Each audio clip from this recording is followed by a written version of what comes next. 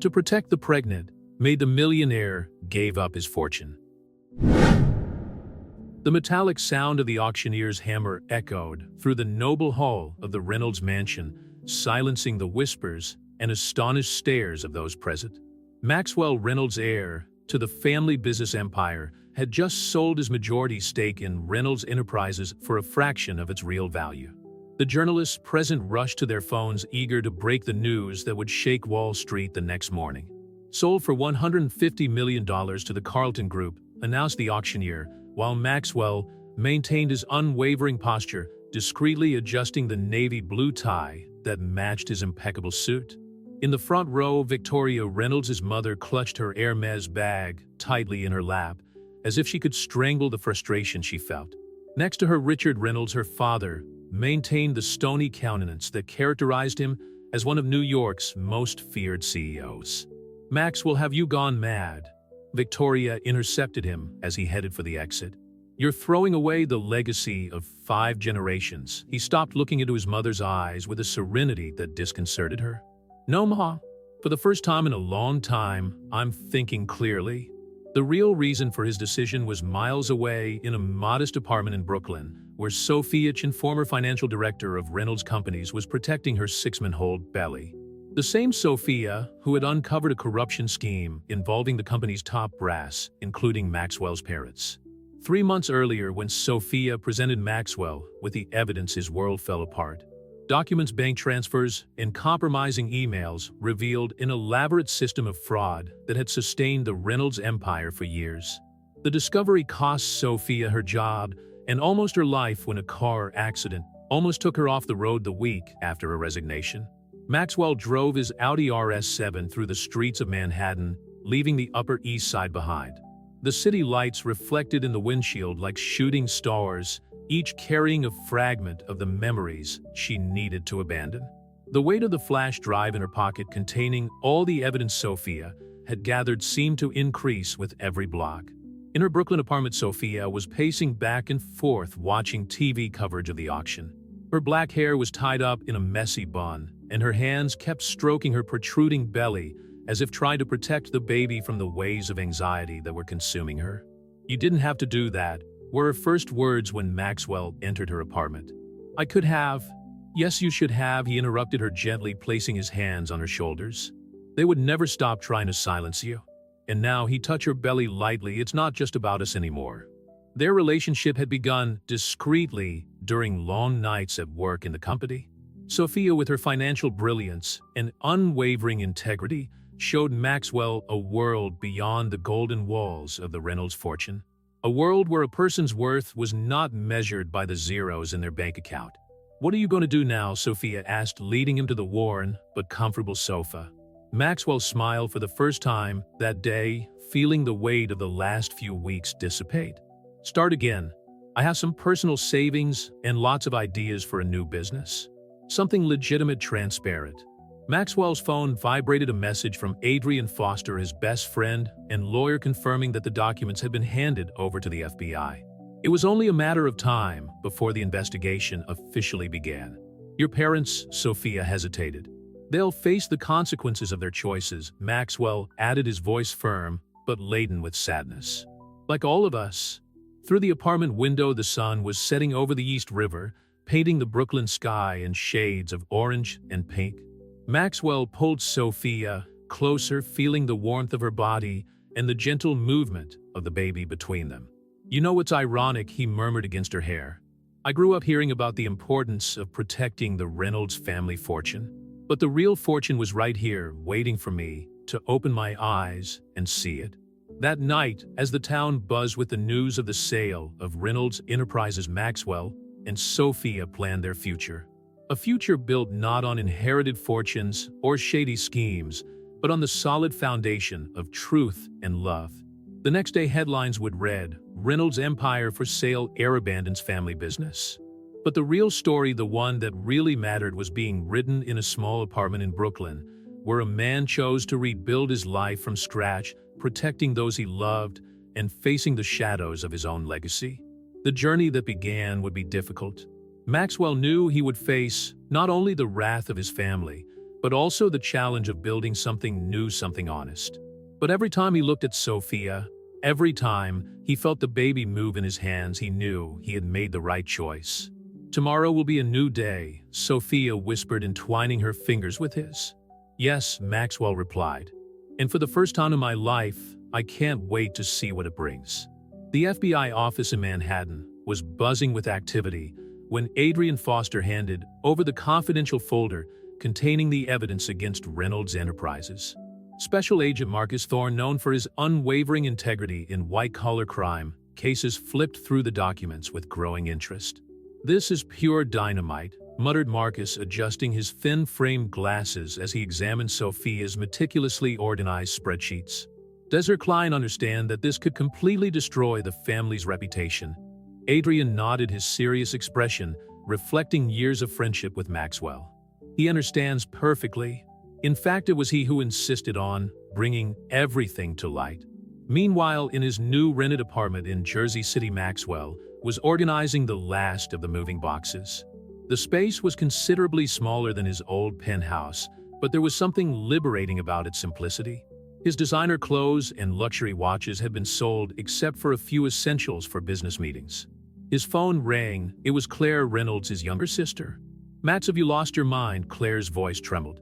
"Mom's devastated, and Dad, well, I've never seen him so angry." Maxwell sighed, sitting down in the only chair he had set up. "Claire, there are things you don't know." "Then tell me we're family, for God's sake."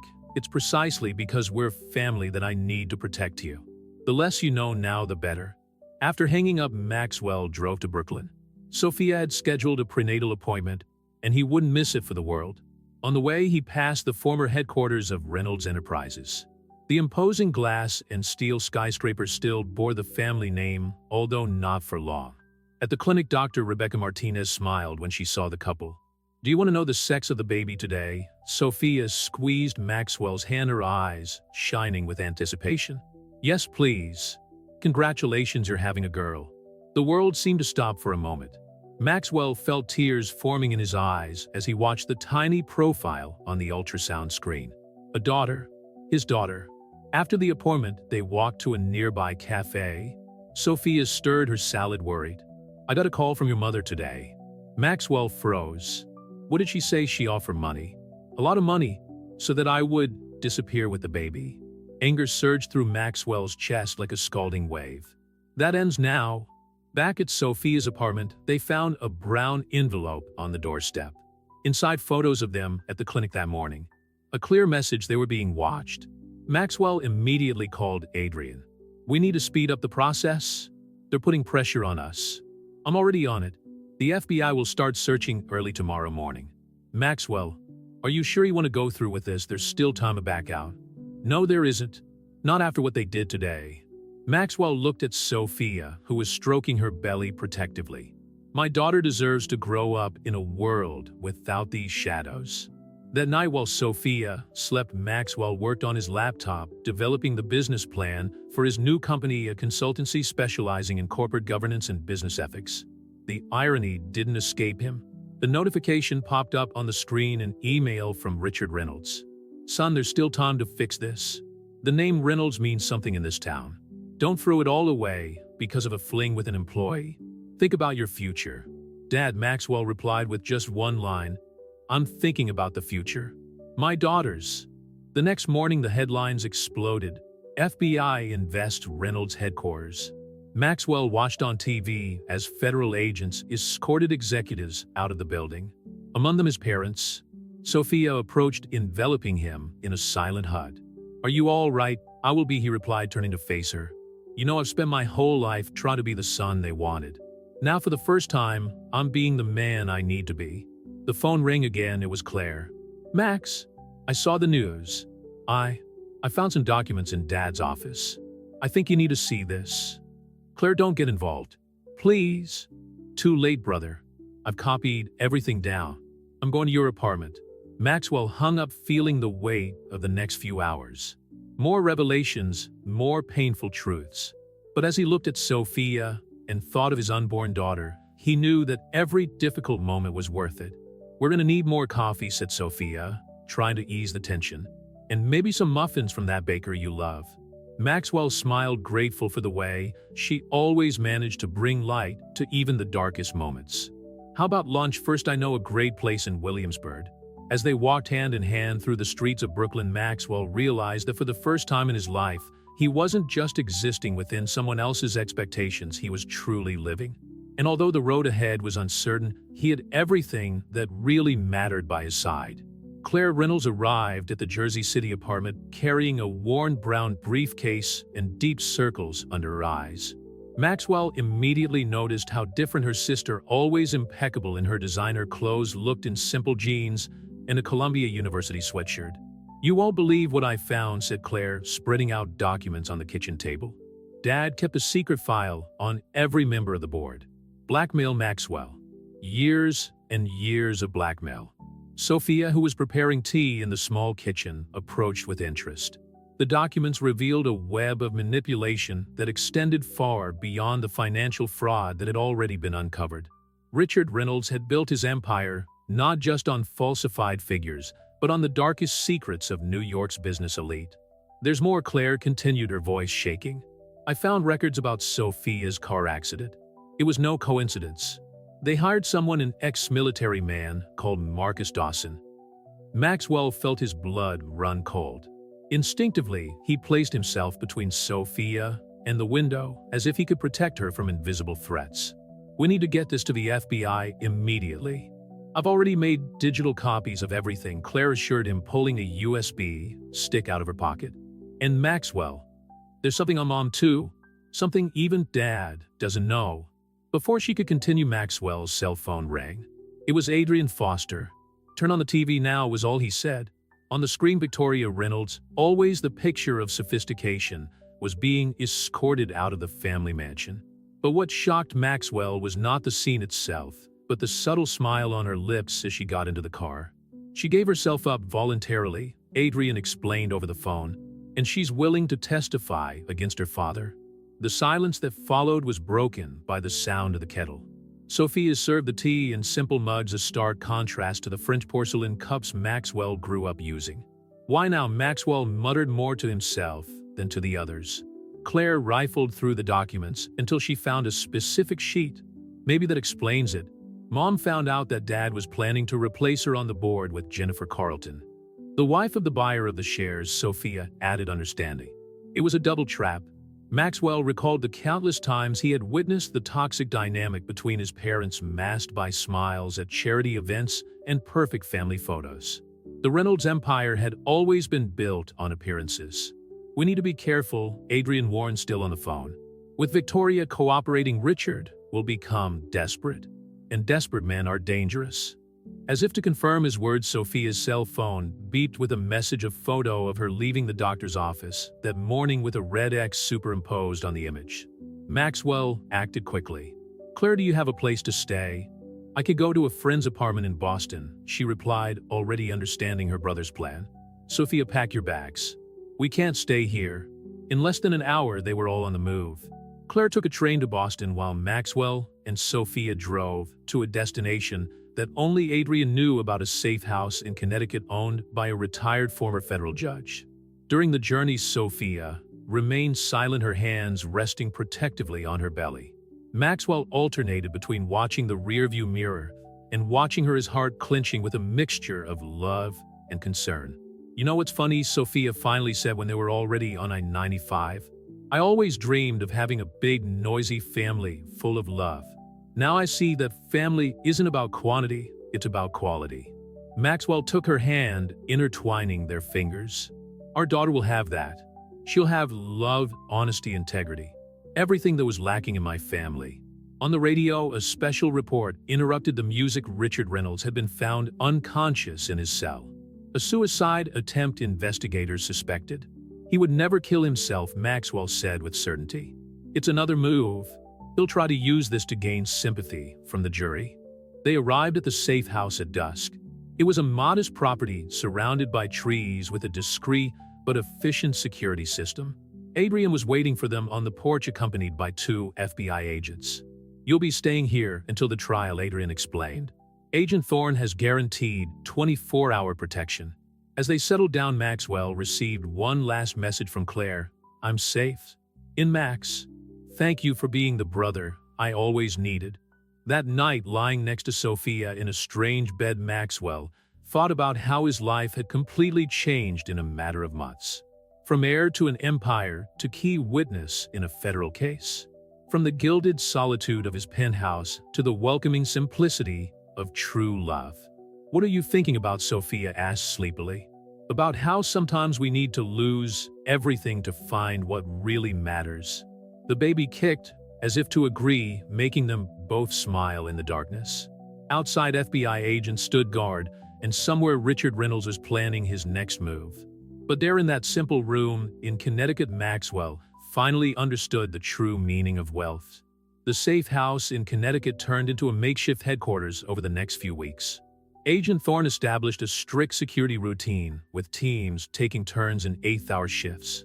Maxwell, watching the agents patrolling the perimeter from the living room window, felt simultaneously protected and trapped. "We have news," Adrian announced during a secure video conference. "Jennifer Carlton is willing to testify." Apparently, her husband didn't know about the whole scheme when he bought the shares. Sophia, who was organizing documents on the dining table, looked up with interest. That explains why the sale price was so low. They knew that the shares would fall in value when everything came to light. Maxwell's laptop signaled another call. It was Claire from Boston. His sister sounded more relaxed but still worried. "Max, the Carlton press office is preparing a statement. They're going to distance themselves completely from the family." "Clever of them," Maxwell commented, running a hand through his hair.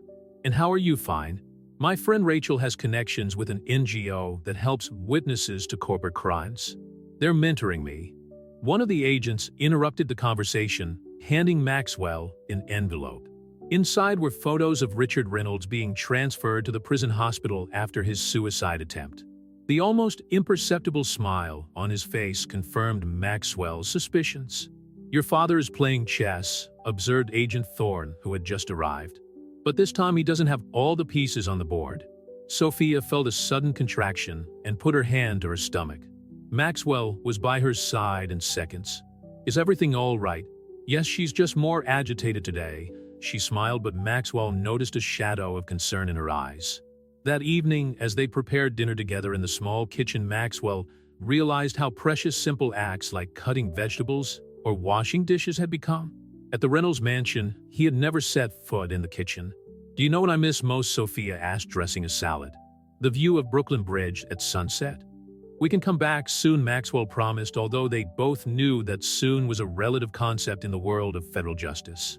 The phone rang. It was Victoria Reynolds calling from prison. Maxwell hesitated before answering. Maxwell, his mother's voice, sounded different, stripped of its usual arrogance. "Your father, he had a plan B. He always did. There are offshore accounts that I didn't even know about. And people, dangerous people who owed him favors." "Why are you telling me this now?" "Because I'm 7 months pregnant," Sophia interrupted the conversation. "And I want my daughter to grow up looking over my shoulder." Victoria was silent for a moment. "A granddaughter," she whispered. "Maxwell, in the top drawer of my dressing table, there's a USB key hidden in a Cartier jewelry box. The password is your grandmother's birthday."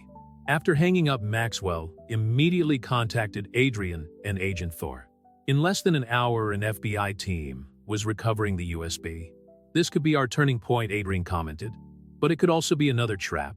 The night wore on, and Sophia couldn't sleep. Maxwell found her on the back porch, watching the stars. "Sometimes I wonder if we made the right choice," she confessed. "Not for me, but for her." Her hands rested on her prominent belly. Maxwell hugged her from behind his chin, resting on her shoulder. "The right choice is rarely the easy one. But our daughter will grow up knowing that her parents chose the truth, no matter the cost." A movement among the trees caught his eye. The agents were already in position, their silhouettes just visible in the darkness. A false alarm, just a deer passing by. The next morning, the headlines announced, "Victoria Reynolds reveals international money laundering scheme." The contents of the USB had proved explosive. "That explains a lot," Claire commented during another video conference. "Dad's constant trips to Switzerland, the mysterious meetings in Cayman." Maxwell watched Sophia sleeping on the sofa, a book of baby names abandoned on his lap. In the midst of the chaos, they were still trying to maintain some normality, planning for the future. Mr. Reynolds, one of the agents, called out quietly. "We've just received information that Marcus Dawson has been located on the Canadian border." It was another piece of the puzzle falling into place. With the man responsible for Sophia's accident in custody, the siege was closing in even tighter on Richard Reynolds. Maxwell picked up his laptop and started working on the business plan for his new company. Between hearings with prosecutors and depositions, he clung to this project like an anchor of normality. Building something new on the ruins of the old, Sophia commented, waking up and watching him work. "Kinda poetic, don't you think?" He smiled, saving the file. "More like redemption." And speaking of building, he opened another folder revealing plans for a house. "What do you think of Vermont? Clean air, great schools, far enough from Manhattan." Sophia's eyes lit up as she looked at the pictures. "With a garden for her to play in an office, so you can continue being the financial genius you are." The moment was interrupted by Adrian arriving with new information. From then on, events would unfold quickly, but in that brief moment of peace, watching Sophia smile over the blueprints of a house that could be theirs, Maxwell knew that every sacrifice had been worth it. True fortune, after all, did not lie in numbers and offshore accounts or power over others, but in the ability to sleep peacefully knowing that you have chosen the right path. The first rays of Connecticut sunshine found Maxwell reviewing documents at the kitchen table when Agent Thorne burst through the back door, his countenance more tense than usual. "Marcus Dawson is speaking," he announced without preamble. "And what he has to say about your father goes far beyond Sophia's accident." Maxwell felt the coffee in his stomach churn. How much further? 3 deaths in the last 5 years, all disguised as accidents or suicides. Including your Uncle James. The world seemed to freeze. James Reynolds, Richard's younger brother, had died in a boating accident 3 years earlier. Maxwell had always questioned the circumstances, especially as James was about to take over as vice president of the company. Sophia entered the kitchen. At that moment, her expression worried as she noticed the tension in the room. What happened? Before Maxwell could answer, his cell phone vibrated with a message from Claire. "I just saw the news about Uncle James. We need to talk. Now." The video conference was set up within minutes. Claire appeared on the screen, her red eyes denouncing a bad night's sleep. "Remember that weekend in Martha's Vineyard before the accident? I was with Uncle James in the library when he and Dad got into an argument. He threatened to expose something about operations in Asia. The factories in Myanmar." Sophia added, her financial mind connecting the dots. "There were irregularities in the reports that I was never able to fully trace." Agent Thorne made quick notes on his pad. "We need access to those records." "Impossible." Maxwell shook his head. "Everything was destroyed in the Dead Archive fire last year." His voice faltered as he realized the implication. "My God, was the fire also planned?" Adrian Foster arrived at the safe house around midday, carrying a thick briefcase in a serious expression. "The prosecution wants to make a deal with your mother. Full testimony in exchange for protection in a reduced sentence." "What about Carlton?" Sophia asked, absent-mindedly massaging her back as she settled into her chair. "Jennifer Carlton is cooperating fully. Apparently, she found compromising documents in her husband's office and decided to get ahead of it." Maxwell walked over to the window, watching the agents change shifts around the perimeter of the property. The life he had known was falling apart piece by piece, revealing a rot that he had never imagined was so deep. "There's one more thing," Adrian continued hesitantly. "Richard Reynolds has requested a private visit with you, Maxwell. At the prison hospital." The silence that followed was heavy. Sophia approached Maxwell, entwining her fingers in his. "You don't have to go." "Yes, I do," he replied softly. "I need to look into his eyes and understand." The visit was scheduled for the following day. During the journey to the prison hospital, Maxwell relived memories of his childhood, the rare moments of his father's approval, always conditional on some achievement or demonstration of strength of character, as Richard used to say. Richard Reynolds was sitting in a wheelchair, looking smaller and older than Maxwell remembered. Even so, his eyes retained that calculating glint that had always characterized him. "Son," Richard began, his voice huskier than usual. "Do you really believe you're doing the right thing? The truth has always been the right thing, Dad. You chose to ignore it." Truth, Richard laughed humorlessly. The truth is that I built an empire from nothing. I protected our family. By killing Uncle James, by trying to kill Sophia, Richard's smile faltered for a moment. Sacrifices necessary to— No, Maxwell interrupted him, leaning forward. There was no need. You chose power above all else. Above family, above decency, above life. When Maxwell left the hospital, he felt both exhausted and free. Back at the safe house, he found Sophia asleep on the sofa, a forensic accounting book open on her growing lap. Claire called that night with more revelations. I found the original records of the factories in Myanmar. Uncle James was right, it was slave labor. Max. Children. The nausea Maxwell felt had nothing to do with dinner. Each new discovery only confirmed that his decision to expose everything had been the only possible moral choice. How are you coping with all this? He asked his sister. It's hard, Claire admitted. But you know what, for the first time in my life, I feel really free. Free from expectations, from lies, from appearances. Sophia woke up with mild contractions that night. A false alarm, but enough to remind them that time was passing and their daughter would arrive in a world that was still changing. I thought of a name, Sophia whispered as Maxwell hugged her to the bed. Hope. Hope, he repeated, feeling the weight and promise of that name. Perfect. The next day, the headlines announced the widening of investigations into the international operations of Reynolds companies. The empire was crumbling, but from the ashes, something new and better could emerge. Marcus Dawson's testimony triggered a series of events that no one could have predicted. In less than 48 hours, 3 former Reynolds Companies executives came to the FBI voluntarily, each bringing their own piece of the criminal puzzle that Richard Reynolds had built up over decades. It's like opening the floodgates on a dam, commented Agent Thorne, spreading photographs and documents out on the table in the Connecticut safe house. Each new testimony reveals a deeper layer of corruption. Maxwell looked at the evidence with a mixture of horror and fascination. Among the photos, one in particular caught his eye: his father shaking hands with a man in a restaurant in Hong Kong, dated just 2 months earlier. Zhang Wei, Sophia, identified, approaching with difficulty due to her advanced pregnancy. Myanmar's largest textile manufacturer. I suspected there was a connection, but I was never able to prove it. Adrian Foster entered the room, carrying his laptop. I've just received some information from Interpol. Zhang Wei was found dead on his yacht in Macau. Coincidence? Claire asked over the video conference. There are no coincidences when it comes to Richard Reynolds, Maxwell replied, his voice laced with bitterness. Sophia felt a stronger contraction than usual and leaned on the table. Maxwell was at her side, instantly guiding her to the sofa. Dr. Martinez had warned her that the stress of the situation could induce premature labor. We need to get you out of here, decided Agent Thorne. The nearest hospital is 40 minutes away, and with these new developments, we can't risk it.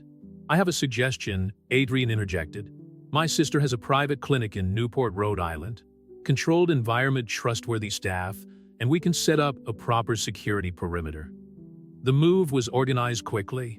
While the agents prepared the escort, Maxwell found Sophia in her room, carefully folding the few clothes they had brought. I'm sorry about all this, he murmured, helping her with a suitcase. Don't be sorry, she replied, touching his face gently. You're doing the right thing. Hope deserves to be born into a world where the truth matters. On the way to Newport, Maxwell received an encrypted message from Victoria. Watch out for Counselor Chun. He knows about the safe in Zurich. One more mystery, sighed Maxwell, showing the message to Adrian, who was driving the armored car. The clinic in Newport was a restored Victorian building overlooking the ocean. Dr. Sarah Foster, Adrian's sister, welcomed them personally, her face conveying the same reliability that characterized her brother. We've prepared the entire top floor, Sarah explained, leading them through elegantly decorated corridors. Security at the entrances, cameras on all perimeters, and an exclusive medical team for Sophia. As they settled in, Claire continued her investigations in Boston. Max, I found something on Counselor Chun, she reported during a secure call. He was Uncle James' personal lawyer before the accident. The pieces were starting to fall into place. James Reynolds had probably entrusted compromising documents to Counselor Chun, documents that now posed a real threat to Richard. Night fell over Newport, bringing with it a storm that made the clinic's windows vibrate. Maxwell found Sophia in the private living room watching the choppy ocean waves. "Hope is restless today," she commented, guiding his hand to her belly. "I think she's feeling all the tension." "A little one," Maxwell said softly to her belly. "Don't worry. Daddy and Mommy are taking care of everything." The moment was interrupted by the arrival of Agent Thorne with urgent news. "Councilman Shun has just requested a meeting with the prosecutor's office. He's willing to hand over everything he knows in exchange for protection." "He won't get enough protection," Maxwell warned, remembering the others who had tried to expose his father. As if confirming his fears, less than an hour later, news of a shooting in Manhattan arrived. Councilman Shen's car had been attacked on his way to the FBI office. He survived, but was in critical condition. "This ends now," Maxwell declared, his determination renewed. "Adrian, I need you to get in touch with that friend of yours at the Swiss Justice Department. It's time to open the Zurich vault." Sophia watched the transformation on the face of the man she loved, no longer the reluctant heir to a corrupt empire, but a man determined to do the right thing no matter the cost. "When all this is over," she said, entwining her fingers in his, "we'll raise hope in Vermont as we planned, with a garden full of flowers and away from all these shadows." Maxwell smiled, kissing her forehead softly. "And I'm going to teach her that true wealth isn't in bank accounts or stocks, but in the choices we make and the people we love." The storm outside began to subside, as did the ocean waves. But everyone knew that this was just the calm before the real storm that was to come. The clinic in Newport became a fortress over the next few days. While the investigation into the attack on Counselor Chin unfolded, Maxwell coordinated with Adrian the preparations to access the safe in Zurich. The Swiss authorities, after years of intransigent banking secrecy, were surprisingly cooperative in the face of evidence of international crimes. "The bank has agreed to allow access to the vault," Adrian reported during a morning meeting. "But there is one condition: it has to be done in person with biometric identification." Maxwell felt the weight of this information. "That means, yes, you'll need to go there." Sophia, who was resting on the sofa, going over financial documents, looked up worriedly. "It's not safe. Richard still has connections, and now he's more desperate than ever." "That's precisely why we need to act," Maxwell argued, taking a seat next to her. "The contents of that safe could be the key to putting an end to all this once and for all." Agent Thorne, who was following the conversation, intervened. "We can organize a joint operation with Interpol. Maximum protection from the moment you leave Newport until you return." Claire, participating via video conference, looked apprehensive. "Max, I've just received some information from my source at the investment bank. Dad moved a significant amount of money into an account in the Cayman Islands last night. He's getting ready to run away." Sophia concluded, her hands instinctively protecting her belly. "Or worse, preparing something against us." Maxwell walked over to the window, watching the security guards patrolling the clinic grounds. The ocean beyond seemed especially choppy that morning, reflecting the turbulence of his thoughts. "How long until the baby is born?" asked Adrian, always practical. 3 weeks according to the last appointment," Sophia replied. "But Dr. Foster said that with all this stress, it could be sooner." The decision had to be made quickly. Maxwell felt the weight of responsibility, not just for his budding family, but for all the lives his father had affected over the years. "I'm going to Zurich tomorrow," he decided. "Adrian, organize everything with the authorities. Claire, keep monitoring the financial movements. And Thorne, I'm already doubling security here," the agent added. "Nobody gets near Sophia without going through 3 layers of checks." That evening, while packing his small suitcase, Maxwell found the old pocket watch his grandfather had given him. It was the only item of value he had kept from his previous life, not for its monetary value, but for what it represented, a time when the name Reynolds still meant integrity. "Take this with you," Sophia said, handing him a small photo of the ultrasound. "To remember why you're doing all this." Maxwell hugged her, feeling hope's gentle movements between them. "I'll be back before she's born," he promised. "And when I do, we'll have everything we need to secure her future." The morning brought disturbing news. Counselor Chan had disappeared from the hospital during the night. Security cameras showed men in medical uniforms removing him on a stretcher, but something about the operation seemed meticulously planned. "Does this change our plans?" Adrian asked, already in the car on the way to the private airport. "On the contrary," Maxwell replied, his determination even stronger. It just proves that we need to act fast. The private jet, authorized by the FBI, took off under cloudy skies. Maxwell spent the journey reviewing documents and trying to anticipate what he would find in the Swiss safe. James had always been the most meticulous of the Reynolds brothers. If he had kept evidence, it would be conclusive. In Newport, Sophia worked tirelessly with Claire and Agent Thorne, cross-referencing data and making connections. Her experience as a financial director was proving invaluable in deciphering Richard's complex scheme. "I found something," Claire announced during an afternoon video conference. The transfers to Cayman weren't for escape, they were payments. Large payments to a private security firm. "Mercenaries," Thorne translated darkly. "He's assembling a private army." Sophia felt a stronger contraction than usual. Dr. Foster called immediately confirmed that it was just stress, but recommended absolute rest. "Your blood pressure is too high," the doctor warned. "Hope needs you to stay calm." Somewhere over the Atlantic, Maxwell watched the clouds from the airplane window, his heart torn between the mission ahead and the family he had left behind. His grandfather's pocket watch ticked in his pocket, a constant reminder that the clock was ticking. "We arrived in Zurich in 4 hours," Adrian informed him, checking his watch. "The Interpol team will meet us directly at the bank." Maxwell nodded, his thoughts already on the safe and the secrets it held. In his pocket, the small photo of Hope's ultrasound seemed to burn a talisman, reminding him of the true purpose of his journey. True fortune, he had learned, was not in Swiss vaults or offshore accounts. It lay in Sophia's smile, in the movements of their unborn daughter, and Claire's courage in facing the truth, and in the loyalty of friends like Adrian. And for that fortune, he would cross oceans and face any danger necessary. The private bank in Zurich stood imposingly against the gray sky, its centuries-old stone walls guarding the secrets of generations. Maxwell adjusted his tie as he watched the Interpol team position themselves discreetly around the perimeter. Adrian, next to him, was checking the latest details on his tablet. Her Reynolds, a man with round glasses and an impeccable suit, greeted them at the entrance. "I'm Hans Weber, Director of Special Operations. Please come with me." The biometric verification process was meticulous: fingerprints, retinal scans, and facial recognition. Each step brought Maxwell closer to the answers he was looking for, while his heart raced at the thought of Sophia and Hope in Newport. "Your uncle," her James Reynolds was extremely methodical, commented Weber as he led them through the underground corridors. "The safe in question has not been accessed since his last visit 3 days before his misfortune." Maxwell exchanged meaningful glances with Adrian. 3 days before the accident, enough time for James to protect the evidence he suspected was needed.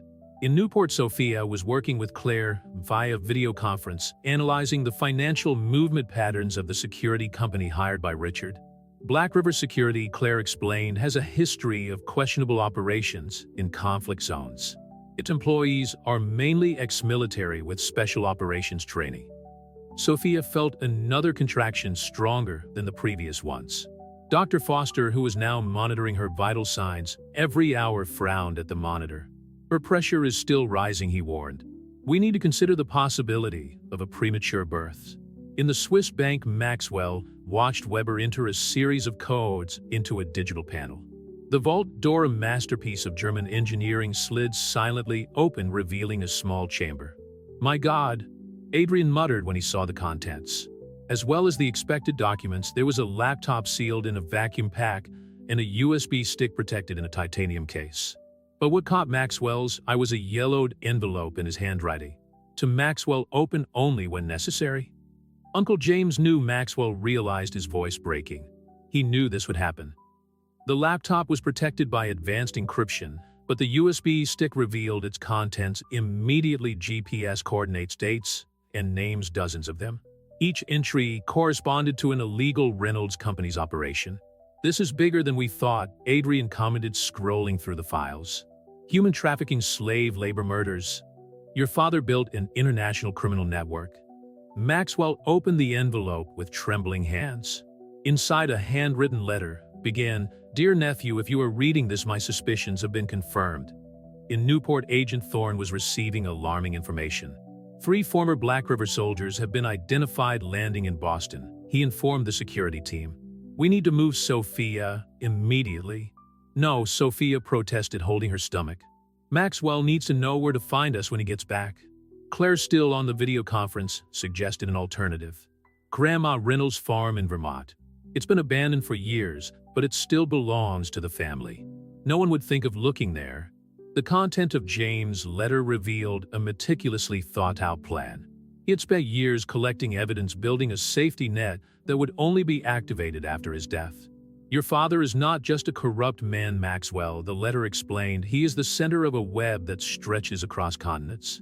The only way to stop it is to expose it all at once. Adrian received an urgent message from Newport.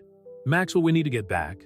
Sophia is being transferred to Vermont. Premature contractions. The return was tense. As the private jet crossed the Atlantic, Maxwell obsessively studied the documents in the safe. Each revelation increased his determination to put an end to his father's criminal empire. The farm in Vermont is the perfect place, Adrian commented, organizing the logistics over the phone. Isolated, defensible, and with a military hospital less than 20 minutes away. In Vermont, Sophia was settled in the master bedroom of the old Reynolds farm, now protected by federal agents disguised as local farmers. The contractions had subsided, but Dr. Foster insisted on constant monitoring. Hope is agitated, Sophia whispered to Claire, who was holding her hand, as if she knows her father is coming back. The laptop in the safe finally revealed its secrets during the flight. James had set up an elaborate information release system. If anything happened to him, evidence would automatically be sent to journalists, authorities, and international agencies. He turned his own death into a trap, Maxwell realized. Richard may have won the battle, but James made sure he lost the war. When the jet landed in Burlington, night was already falling over Vermont. Maxwell found Sophia asleep, medical monitors blinking softly beside her. Dr. Foster updated him on her condition, while Adrian coordinated perimeter security with Agent Thorne. The truth is all here, Maxwell whispered to the sleeping Sophia, placing his hand on her stomach. Uncle James has given us the tools to put an end to all this. Hope will be born into a world free from the shadows of Richard Reynolds. Outside, snow was beginning to fall on the fields of Vermont, covering everything in a white blanket of renewal. The old Reynolds farm, for so long a silent witness to family secrets, now became the setting for the final chapter of this story, a place where the truth would finally come to light and where a new life was about to begin. The snow continued to fall on the Vermont farm as Maxwell analyzed the documents from the Swiss vaults spread out on the old oak table in the library.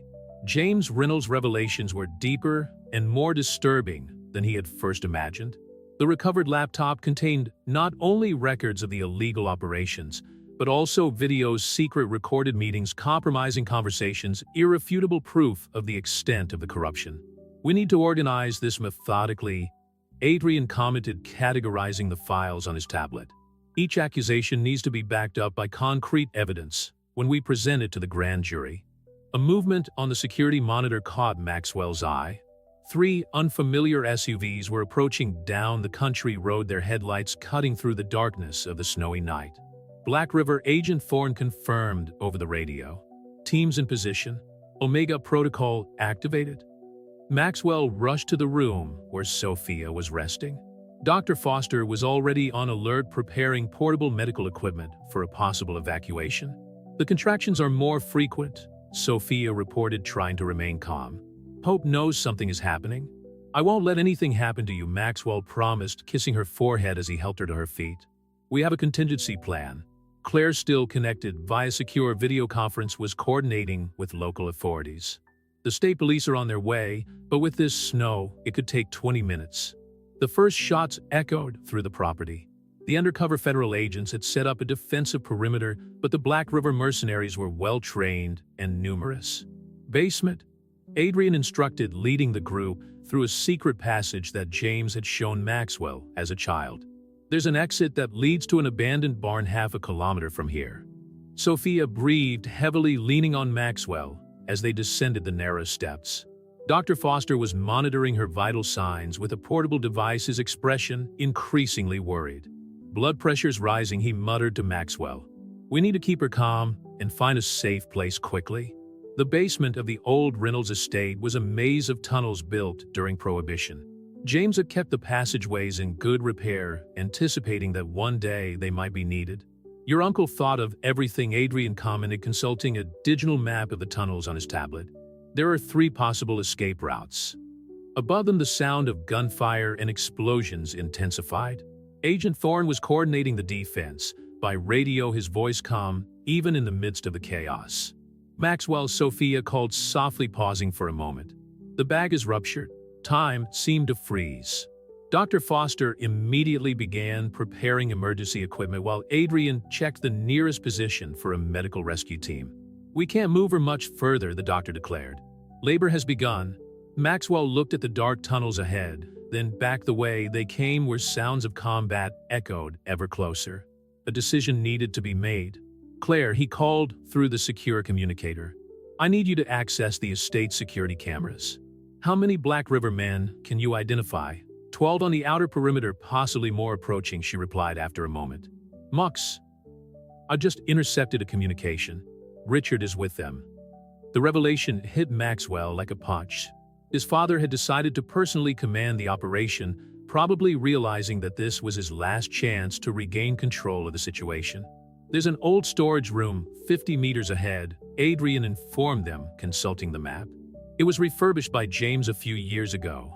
It has independent power and medical supplies. Sophia moaned with another contraction stronger than the previous ones. Maxwell took her in his arms, determined to protect his family.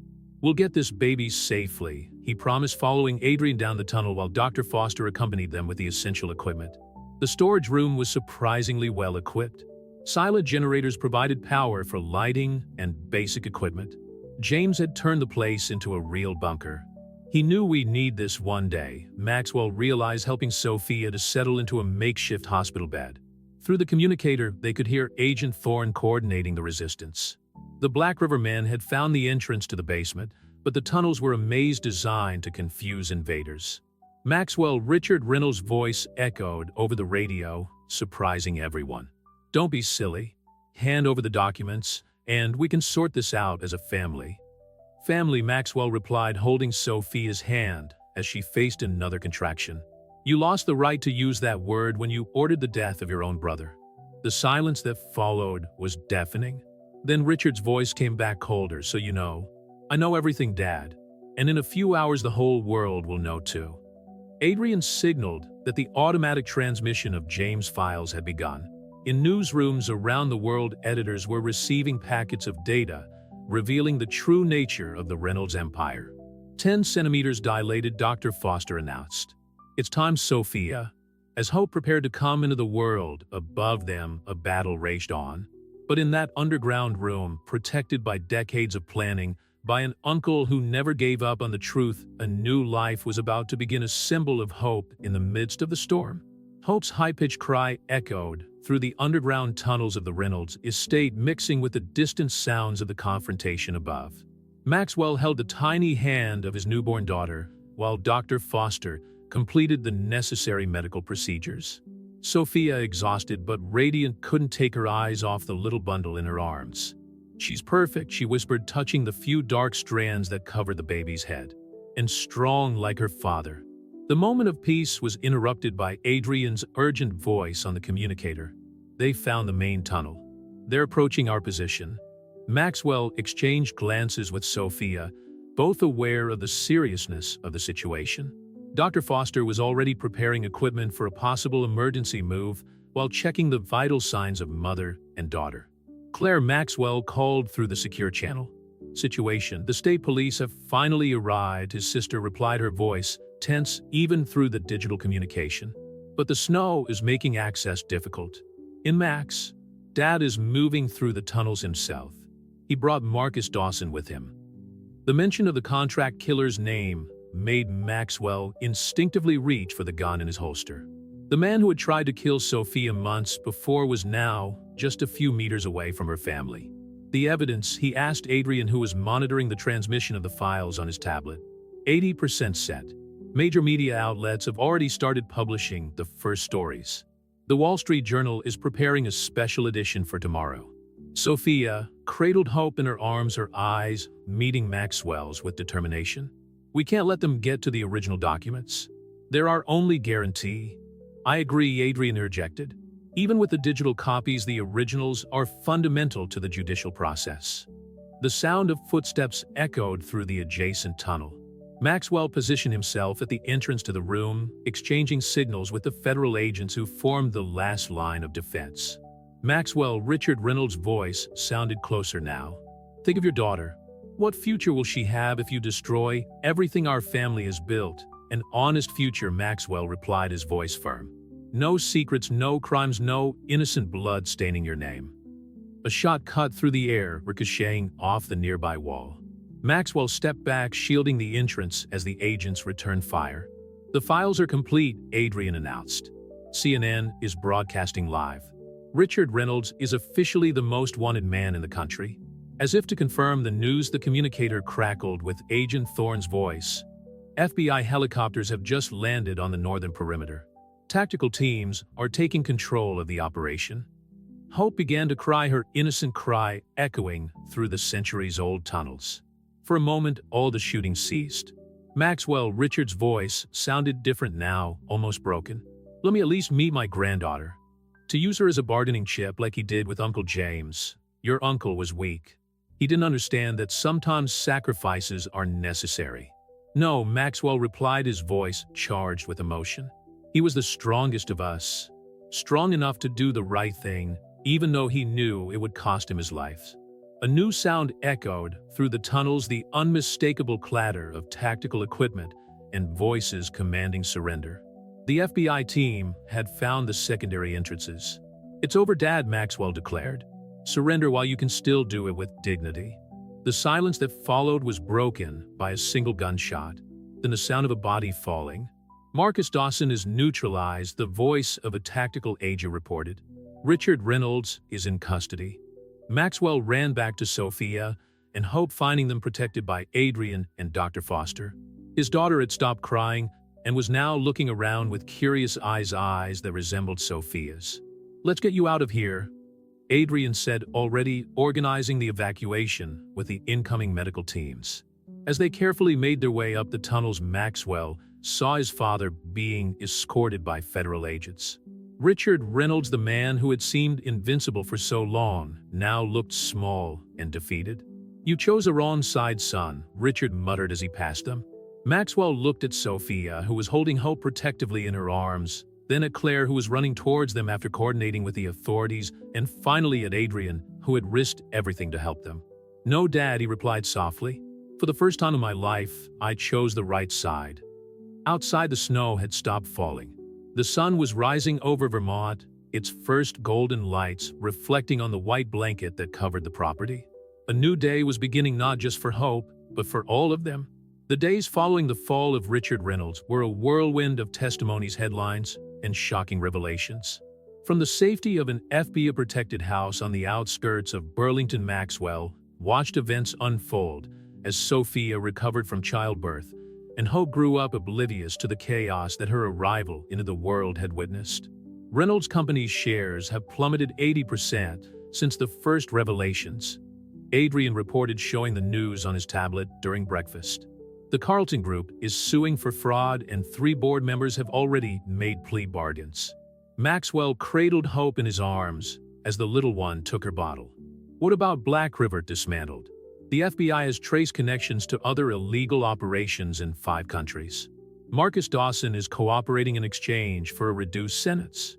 Sophia entered the kitchen, looking more rested. Her recovery was progressing well, thanks to the constant care of Dr. Foster, who had insisted on staying with them for the first few weeks.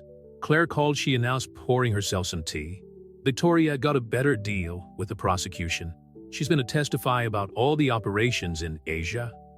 The mention of the Asian operations reminded Maxwell of the documents found in James' safe.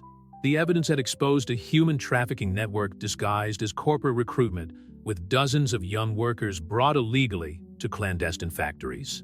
The State Department is now involved, Adrian continued. The diplomatic implications are huge.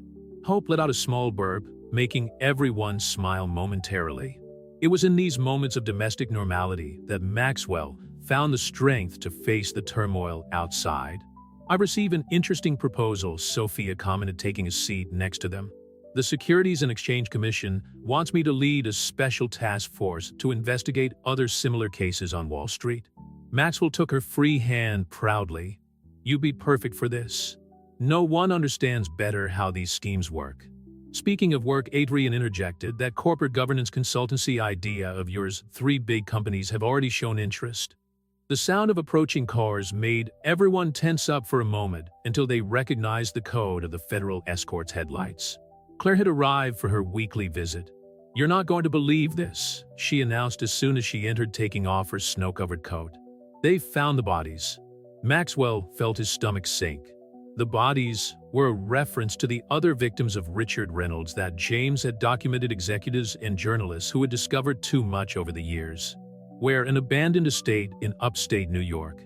Dad used a shell company to maintain the place. The FBI has been digging since yesterday. Hope began to cry, as if sensing the tension in the room. Sophia took her from Maxwell's arms, calming her with gentle rocking movements. The more we find out, Maxwell murmured, the more I realize that I never really knew my own father. Maybe that was the intention, Claire replied, sitting down heavily. To keep everyone in the dark while he built his empire on bones. Adrian received a message on his secure phone. Richard wants to talk to you, Maxwell. He's offering information about other operations in exchange for a visit. The silence that followed was heavy. Maxwell looked at Hope, now sleeping peacefully in Sophia's arms, then at Claire, who seemed equally conflicted. You don't owe him anything, Sophia said softly. It's not for him, Maxwell replied. It's for all the other families who deserve answers. Closure.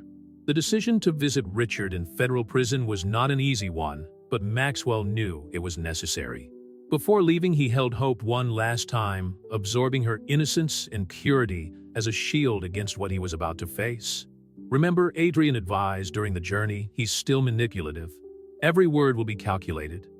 The prison was an imposing structure of concrete and steel, surrounded by barbed wire that shimmered in the winter sun. Richard Reynolds, once an intimidating figure in his Italian suits, now looked smaller in his orange prison uniform. Son, he greeted when Maxwell sat down opposite him in the drawing room. How's my granddaughter? You don't have a granddaughter, Maxwell replied firmly. You've lost that right along with everyone else. Richard smiled sadly. Still so idealistic? Just like your Uncle James. Why did you ask to see me? Because you need to understand.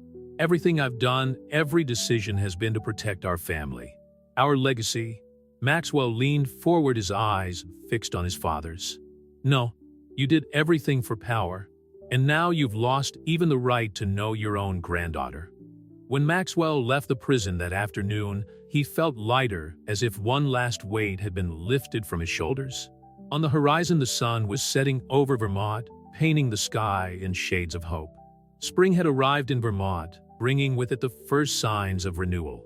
Hope was 3 months old, and her smile brightened the days at the sheltered home in Burlington, where the family remained under federal protection while the case against Richard Reynolds developed. Maxwell watched his daughter sleeping in her crib as he worked on his laptop, finalizing the details of his new consultancy. The jury has been selected, Adrian announced, entering the makeshift office with a folder of documents. The trial starts in 2 weeks in Manhattan. The prosecution wants you to be the first witness. Maxwell closed his laptop thoughtfully. What about Sophia and Hope's safety during the trial?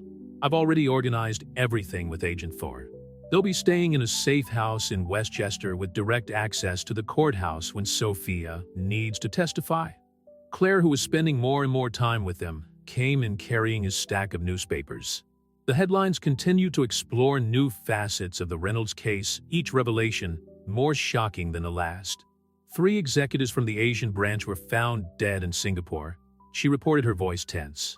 Apparently collective suicide, but nobody believes that, Sophia added, walking in with Hope in her arms. The baby had woken up and was looking around with curious eyes, so similar to those of her mother. Maxwell picked up his daughter, breathing in her soft baby set. It was in these moments that he found the strength to face what was to come. How many more lives has my father destroyed? The important thing is that we're stopping him from destroying others, Sophia replied, putting her hand on his shoulder. The CBM task force has already identified similar patterns in other corporations. Your case has opened a Pandora's box on Wall Street. Adrian checked his phone, frowning. Victoria is requesting another meeting. She said there's more information about the operations in Southeast Asia. Do you think we can trust her? Claire asked, her voice torn between hope and skepticism when it came to her mother. The FBI confirmed that her previous information was accurate, Adrian replied, and she has nothing to gain by lying at this point. Hope began to whimper, probably sensing the tension in the room. Maxwell rocked her gently, walking over to the window. Outside, federal agents were discreetly patrolling the perimeter of the property, their presence a constant reminder of the dangers that still surrounded them. I've received an interesting offer, Sophia commented, changing the subject. Columbia University wants me to give a series of lectures on corporate ethics and whistleblowing. They think my experience could help future executives recognize and combat corrupt practices. Maxwell smiled proudly. You'd be perfect for that. No one understands better the personal cost of doing the right thing. Claire flipped distractedly through the newspapers. Did you know they're making a documentary about the case? Netflix has already bought the rights. As long as they tell the true story, Maxwell replied, about how greed can corrupt even family ties, but also about how the truth always finds its way. Adrian received another message, his face taking on a serious expression. Counselor Chan has woken up from his coma. He's asking to speak to you, Maxwell. The silence that followed was heavy. Chan had been one of the few who knew the full extent of Richard's crimes, and his almost successful assassination attempt proved just how much he knew.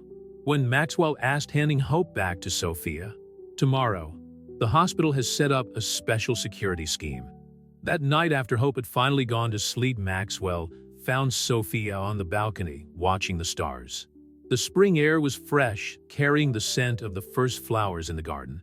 I'm thinking of taking up that offer in Vermont, he said softly. The consultancy can operate from anywhere, and it would be a great place for Hope to grow up. Sophia smiled, leaning against him. Away from the shadows of Manhattan, away from the shadows, but close enough to make a difference. We can help other companies build corporate cultures based on ethics and transparency. And Hope can grow up knowing the seasons, Sophia added, watching the leaves change in the fall, playing in the snow in the winter. The moment was interrupted by Claire, who appeared at the balcony door with her laptop. You need to see this. It's just been leaked online. It was a video apparently recorded by James years before. In it, Maxwell's uncle explained in detail how he had discovered the illegal operations and why he had started collecting evidence. I'm doing this from Maxwell, James said in the video, his voice laden with emotion. Because I believe you will be different. That when the time comes, he will choose the right path. Maxwell felt tears welling up in his eyes, remembering the moments with his uncle, the conversations about integrity and character that at the time seemed like abstract philosophies. He was right about you, Sophia whispered, holding his hand. Counselor Chen's testimony at the hospital became one of the most crucial moments in the case. Maxwell watched the frail man in the hospital bed, tubes and monitors all around him, while Adrian and Agent Thorne positioned themselves discreetly near the door. Your Uncle James, Chin began, his voice low but firm, came to see me a week before he died. He knew that Richard had found out about the evidence. Maxwell leaned forward, the lawyer's every word filling in gaps in a dark puzzle. Why didn't you report at the time? Because James had a bigger plan. He knew that a simple complaint would be drowned out by the Reynolds power. We needed something more substantial, something that not even Richard could manipulate. In Burlington, Sophia was working on her presentation for Columbia, while Hope slept peacefully in a nearby crib. The CVM task force had identified similar patterns in 5 other major corporations, all with connections to the Reynolds Asian operations. The ramifications are greater than we imagined, Claire explained during a secure video conference. I just received information about accounts in Dubai linked to important politicians. This goes beyond the corporate world. The trial was approaching, and with it grew the tension. Victoria Reynolds, in her separate cell, continued to provide valuable information about operations that not even James had discovered. Your father, she revealed during a supervised visit, kept a special file on every federal judge in New York. It was his insurance against lawsuits like this. Maxwell felt the weight of this information. And where is that file now? With the person he trusted most, Jennifer Carlton. The revelation struck like a thunderbolt. The low share priced the Carltons' apparent innocence. It was all part of a bigger plan. "We need to find Jennifer," Maxwell told Adrian as they drove back to Vermont.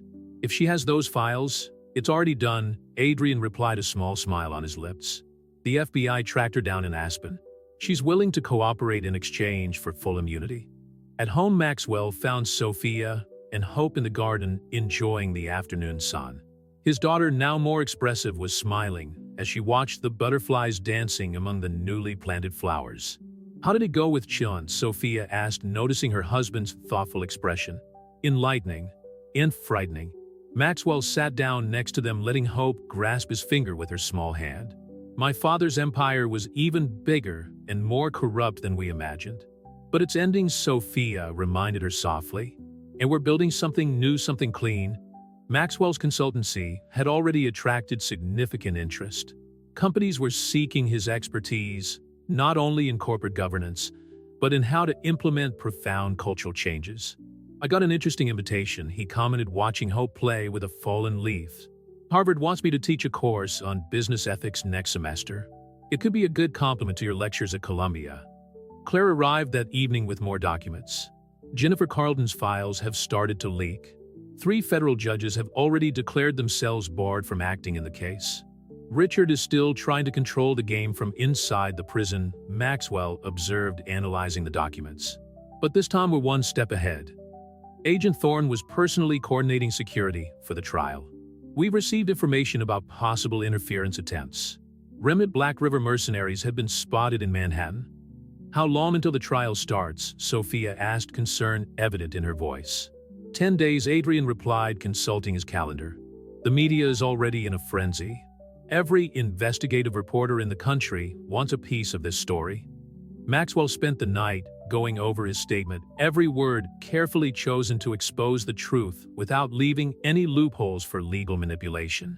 Hope woke up a few times as if sensing the tension in the air. "She's so perceptive," Sophia commented, lulling her daughter back to sleep. "Just like her father. Just like her mother," Maxwell corrected with a tired smile. "It was you who first noticed that something was wrong at the company." Dawn brought surprising news. Richard Reynolds had tried to cut a last-minute deal with the prosecution. "He's desperate," Adrian analyzed over breakfast. "He knows that Jennifer Carlton's files are the last shovel of dirt on his coffin." "That's not all," Claire added, arriving with her laptop. "I've just received some information. They found records of transfers to accounts in the Cayman Islands linked to an important senator." Maxwell observed his family gathered in the kitchen, Sophia preparing Hope's bottle, Claire analyzing documents, Adrian coordinating the logistics of a trial. This was their true fortune, people who chose truth over power, integrity over profit. In 10 days, he thought everything will change. The Reynolds empire would fall for good, but from the ashes something new would be born, a chance to show that it is possible to do business ethically, that success need not cost lives or principles. Hope in her crib nearby let out a contented little sigh in her sleep, as if agreeing with her father's thoughts. The future belonged to her, and the new generation. She represented a generation that would learn that true wealth lies in the integrity of the choices we make. The day of a trial dawned with palpable energy in Manhattan. The federal courthouse for the Southern District of New York was surrounded by journalists and onlookers, all eager to witness the start of what the media was already calling the case of a century. Maxwell adjusted his tie as he watched the crowd through the armored windows of the federal car. "All the jurors are in place," Adrian reported, checking the latest updates on his tablet. "Security has been tripled after yesterday's threats." In the safe house in Westchester, Sophia watched on TV as she cradled Hope. The little girl, now almost 4 months old, seemed to sense the importance of the moment, remaining remarkably calm in her mother's arms.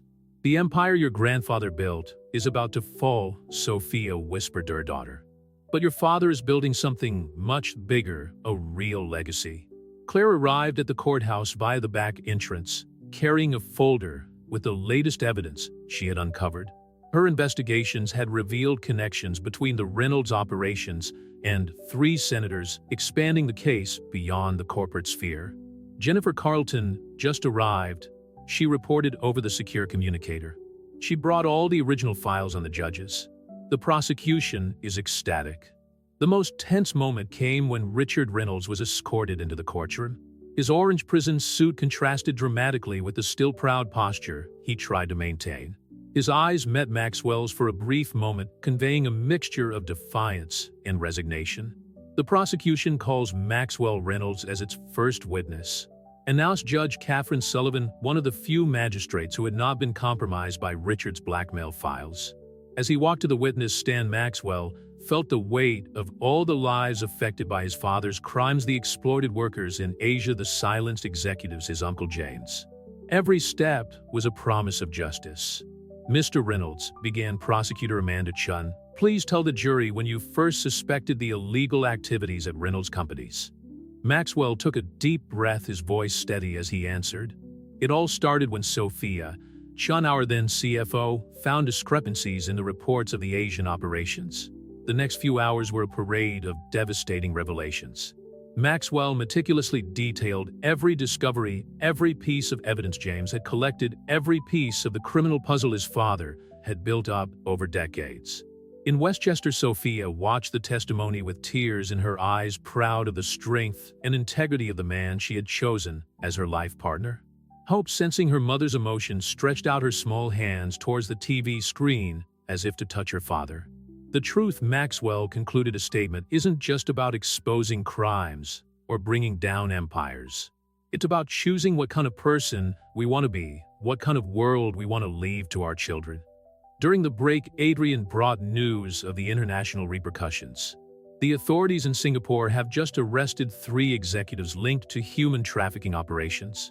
Interpol is coordinating simultaneous actions in 6 countries. Victoria Reynolds was to be the next witness.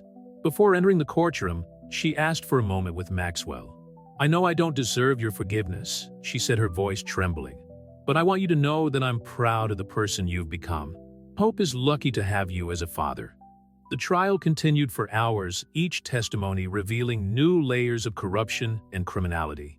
Jennifer Carlton detailed the system of blackmail that Richard had built, while Councilman Chin, still recovering, testified by video conference about his last conversations with James Reynolds. By the end of the first day, the prosecution had established a virtually irrefutable case. Richard Reynolds, the man who once ran one of the largest business empires in the country, now faced the prospect of spending the rest of his life in prison. "It's over," Claire whispered, hugging her brother as they left the courtroom. "It really is over." Maxwell drove straight to Westchester, anxious to see his family. He found Sophia and Hope in the garden of the safe house, the little one playing with a musical mobile while her mother read stories to her. "How was it?" Sophia asked, although she already knew the answer from the news. "It was liberating," Maxwell replied, taking his daughter in his arms. "As if we could finally breathe without the weight of all those secrets."